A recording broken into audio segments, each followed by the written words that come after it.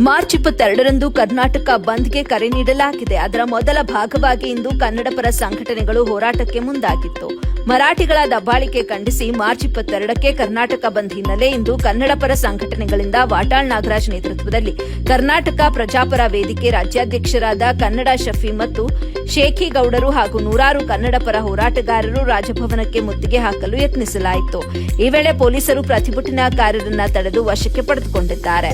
ಕನ್ನಡಪರ ಹೋರಾಟಗಾರ ವಾಟಾಳ್ ನಾಗರಾಜ್ ಸೇರಿದಂತೆ ಹಲವು ಹೋರಾಟಗಾರರನ್ನ ವಶಕ್ಕೆ ಪಡೆಯಲಾಗಿದೆ.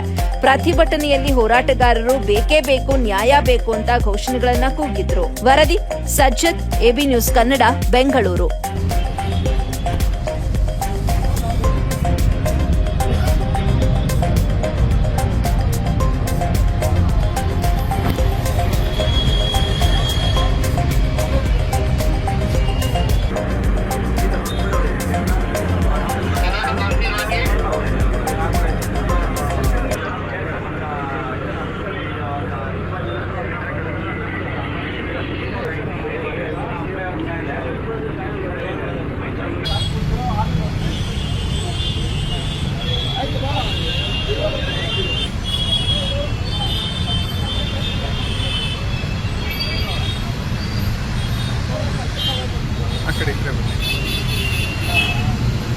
ಬೋರ್ಡ್ ಸ್ವಲ್ಪ ಮುಂದೆ ಇಟ್ಕೊಂಡು ಅಣ್ಣ ಎಲ್ಲ ಹಿಡಿಬೇಕಾದ್ರೆ ಎಲ್ಲರೂ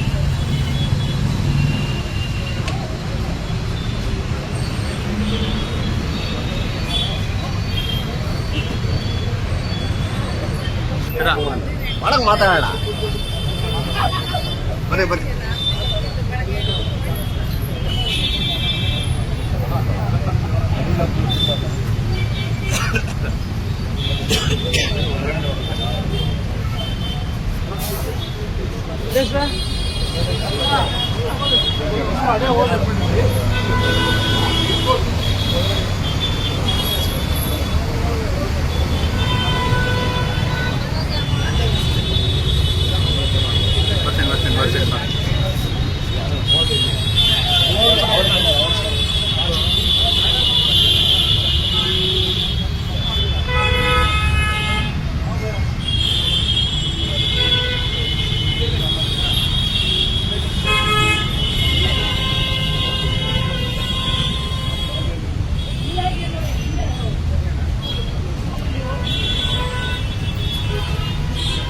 ಏನಮ್ಮ ಇವತ್ತು ಒಬ್ಬರೇ ಬಂದ್ಬಿಟ್ಟಿದ್ದೀರಿ.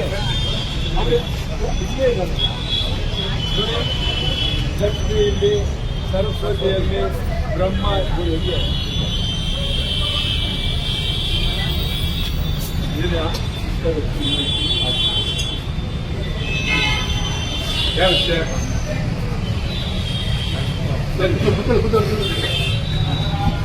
ಇಲ್ಲ ಕಾಡು.